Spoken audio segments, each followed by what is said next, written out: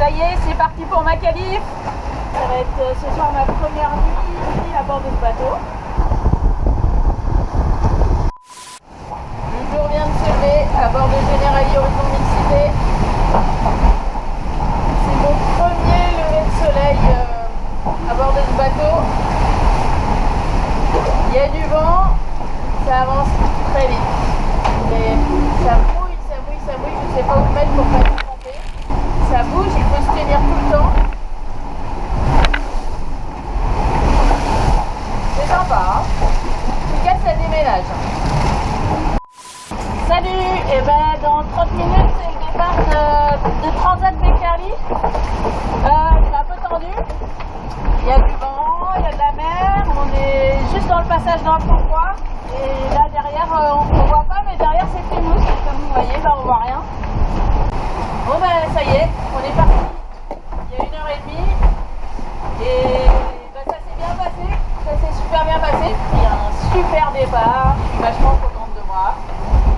Et puis ben là, juste derrière moi, c'est Thibaut qui navigue derrière moi.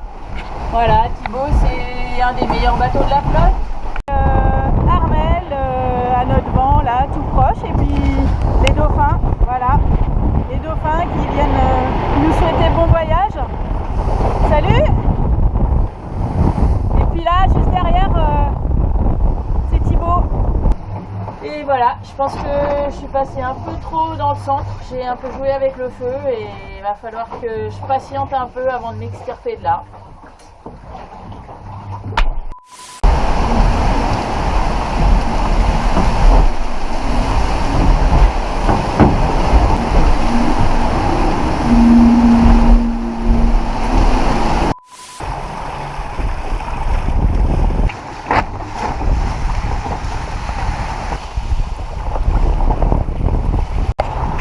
Bon bah le spi il est quand même plus joli quand il y a du vent, non?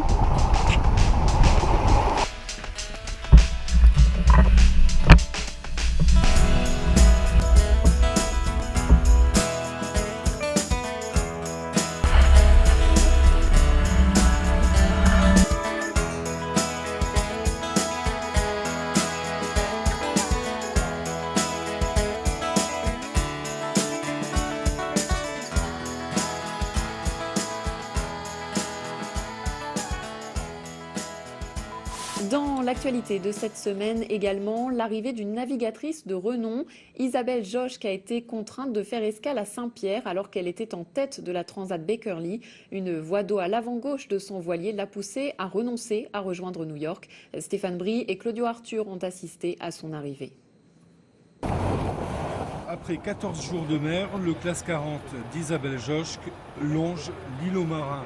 La navigatrice a décidé de faire escale dans l'archipel afin de tenter de réparer la coque endommagée lors de la Transat Beckerli. La coque de mon bateau est fissurée sous la flottaison, donc ça pouvait être assez grave. Sur le moment, c'était pas très facile à gérer. J'ai beaucoup d'eau qui rentrait dans le bateau et puis j'ai réussi à faire une réparation de fortune. Et en naviguant avec le vent qui venait de bâbord, j'arrivais à ne pas avoir d'eau qui rentrait dans le bateau. Mais il m'était interdit de naviguer avec le vent qui venait de tribord. Et c'est comme ça que j'ai atterri ici à Saint-Pierre. La navigatrice est déçue de son abandon, mais néanmoins heureuse d'avoir rejoint la terre ferme avec son bateau. On a rencontré vraiment des conditions très dures. Et bon, bah, c'est sûr que d'abandonner sur une transat, ça fait toujours mal. Surtout que bah, là, j'étais bien placée. C'est pas la première fois que ça m'arrive d'avoir une avarie en mer, donc c'est la vie, il faut faire avec. L'heure est maintenant aux réparations. Décision sera ensuite prise des suites à donner à cette mésaventure. Isabelle Josch souhaite s'aligner au départ de la Transat Québec-Saint-Malo le 10 juillet prochain. Et cette fissure dans la coque de ce classe 40 nécessite donc une expertise du bateau. Il faudra définir en relation avec l'architecte un processus de réparation. Après réflexion, il a été décidé que ces travaux seront effectués à Saint-Pierre. Il faudra probablement un mois avant que le voilier ne soit prêt.